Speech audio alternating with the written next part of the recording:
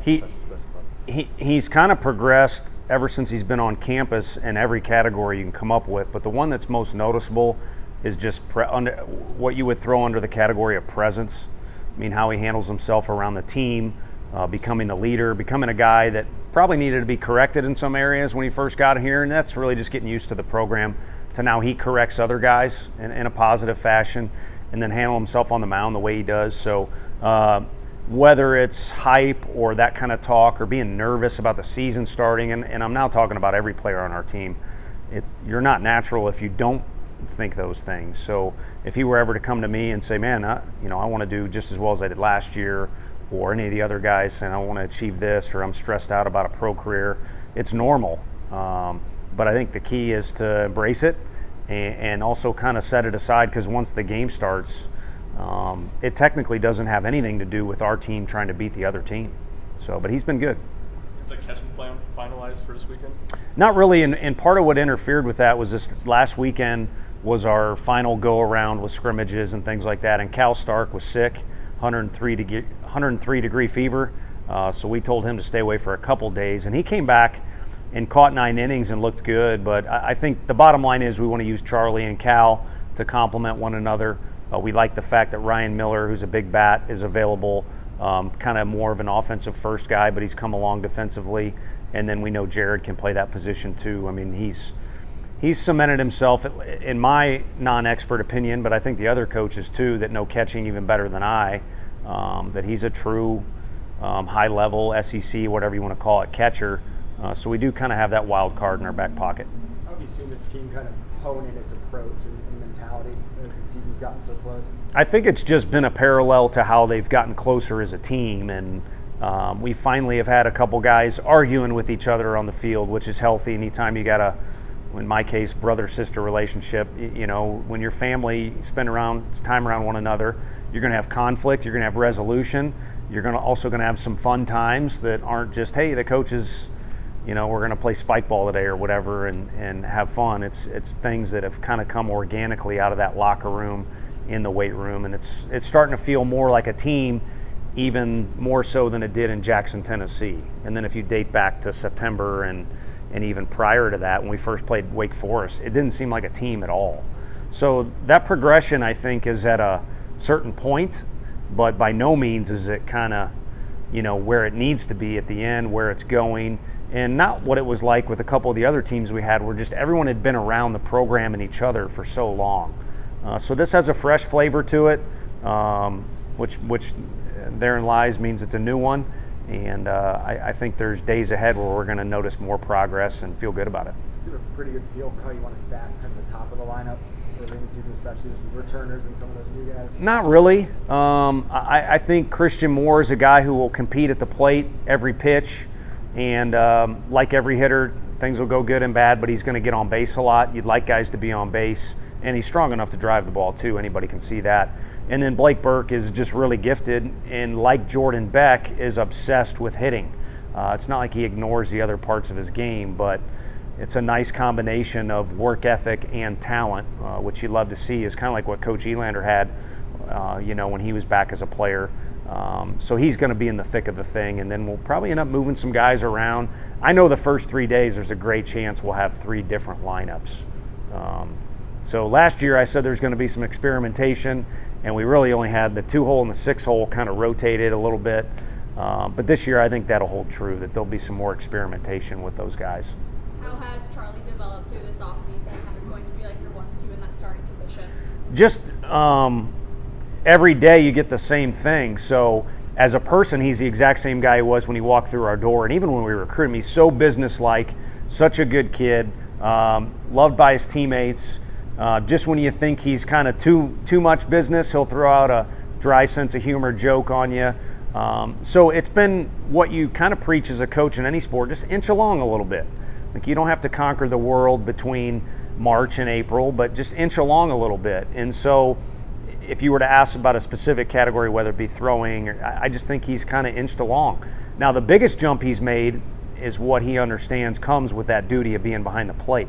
You got to kind of be the point guard. It doesn't mean you got to grab somebody by the jersey or yell at a pitcher or anything like that, but you got to have rapport with the umpires, rapport with the pitching coach, with the pitcher, and then you also got to kind of guide the team because you have the whole field in front of you.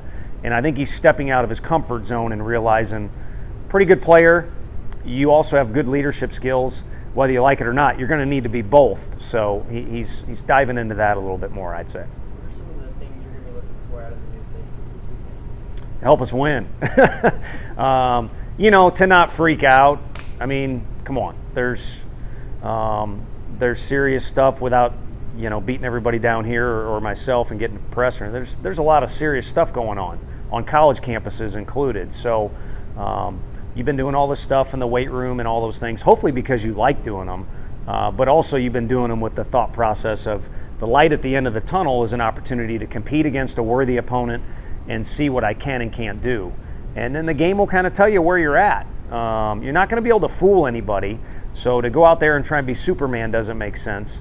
What makes even worse sense is what I did, put all kinds of work in, and then you go out there and you doubt yourself or you overcomplicate things, and now the real version of you didn't even appear. So how do the coaches or you and your parents at dinner, how do you even grade that out? So it's overly simple, but to go out and just play ball, and then we'll kind of figure out where we're at. And if we got some problems, whether it be a specific individual or as a team, that's a good thing. Then we got stuff to work on in practice. With Jared, are you working him in corner outfield spot, center field, kind of where in the outfield? Yeah, all three. I mean, he could move around at first base now with how athletic he's become.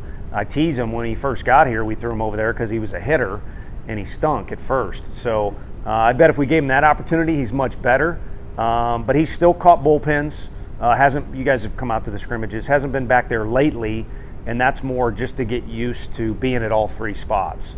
Because I think the majority of where this lineup experimentation will take place is with the DH in the outfield spot. I mean, it's going to be one and the same.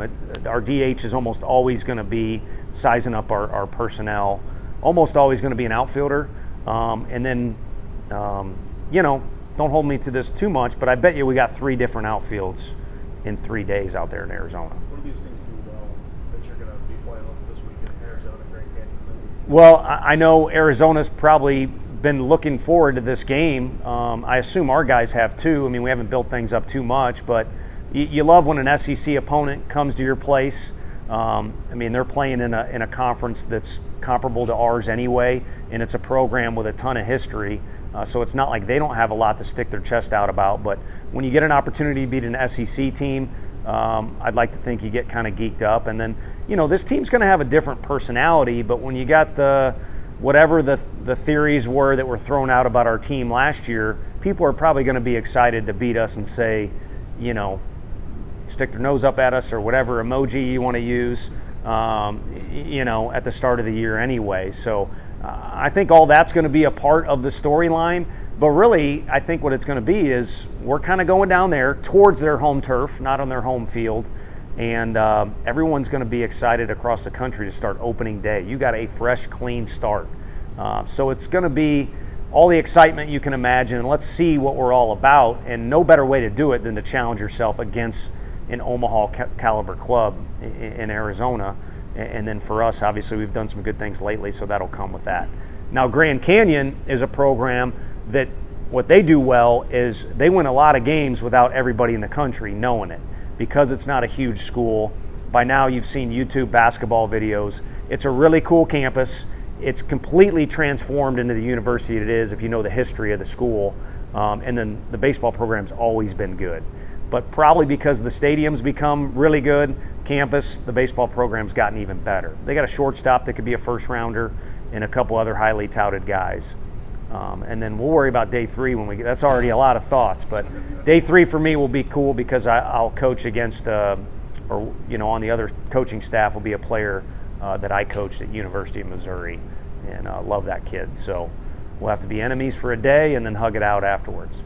See for Seth Halverson now that he's entering the season fully. He's in there now. He's so physical compared to when he got here. And part of that is you get extra time in the weight room because he had taken some time off from throwing. But I sensed a little bit, almost like 2 boxers in there feeling each other out. When he first got on the mound, he was kind of feeling it out a little bit. And now you're starting to see him cut some pitches loose, get more comfortable. And with repetitions in a game, I think that's going to happen even more. But you also get the sense when he's out there, like, I've been here before. He's been a Friday night starter for a team, and so he's got more experience than the average guy, whether it be on our team or anyone else's. So, but that stuff is going to keep inching along, and so is that comfortability. And so he's one of those guys that I think will naturally progress, and in May, you all will look back just with the fan's eye or critic's eye and say, this guy looks even better than he did at the start of the season. How do you approach the pitching this weekend? Do you piggyback guys on innings, pitch counts, or how do you kind of look at the starting situation? Yeah, for us, it'll be, limit the starter. Last year we had a couple guys that had really good outings in the first few weekends, and we're in the dugout like, what do we do? And it's better to get these guys to where there's a progression as opposed to trying to slam them or just soak as many innings out of them as you can. So we'll get our guys to their pitch limit, which will be pretty conservative, and that'll open up an opportunity. It's the way I've always liked to do it. I mean, it helps from recruiting. People see that we use a lot of pitchers, and we don't want to leave any stone unturned going into SEC play. At least we know what this guy looks like against outside competition.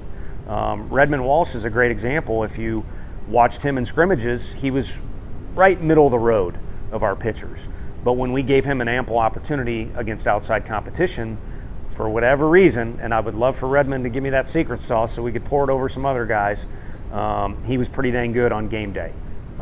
So we'll give guys opportunities, and they'll make the most of them, and then we'll kind of see where everyone's at. And like I said, if you do give them the proper sample size, no one's going to trick the game or the coaching staff or the opponent. We'll be able to size up where everyone's at and make more educated decisions as we get closer to SEC play. Two more questions. What's the biggest way this offseason and preseason has felt different from last year? In the fall was really challenging because we had some young guys that were sore on the mound. Had that too every fall.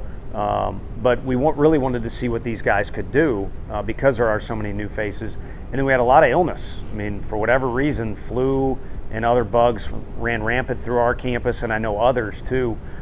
So it was tough to get some momentum. And then since we've come back, I think the one thing that sticks out about this group is they picked up on the theme of you got to do your work in the offseason. They came back looking good. And I think they're more ambitious to be who they are as a team. Last year, believe it or not, there was a lot of uneasiness of who are we, what can we and not do, and probably a little bit of that anxiety in a positive way kind of pushed like, hey, we can't get complacent. We got a lot of things we got to figure out. And with this team, it's been a little bit more of a push just towards coming together as a team. Let's get as much done as we can before we start the season, because once it starts, it's tough to make up too much ground in one area or another. Any of the left-handed bullpen arms separated themselves in the last few weeks? Jacob Bimby was pretty good the last few times out. Last 4 times out in my mind, and we've tried to ramp up the kind of game-like scenarios where they got to come straight out of the pen and things like that. So he's certainly done well. Fitz probably would like to throw better than he did the last 2 times, but his stuff is so good, it's always there. It's about the piece being in play that we've talked about already. Just go play, play ball. Wyatt, we've kind of slowed him down a little bit, but of course, Wyatt will be in the mix. And then Kirby's Kirby, the stash is still there, and I'm sure he'll have a cowboy hat on the plane tomorrow, although I don't know what our dress code is tomorrow for the plane. But so there's opportunities out there. And I think Xander is the one guy that's been really fun to watch. I mean, he was highly recruited out of high school, but, thin kid that had to grow into his body. And he's not a stuff guy where he's throwing 96 like Crochet. So it's been fun to see him develop as a pitcher. And I feel like we can use him in any situation, not just a Tuesday starter like he was last year. Thanks, guys. Thanks.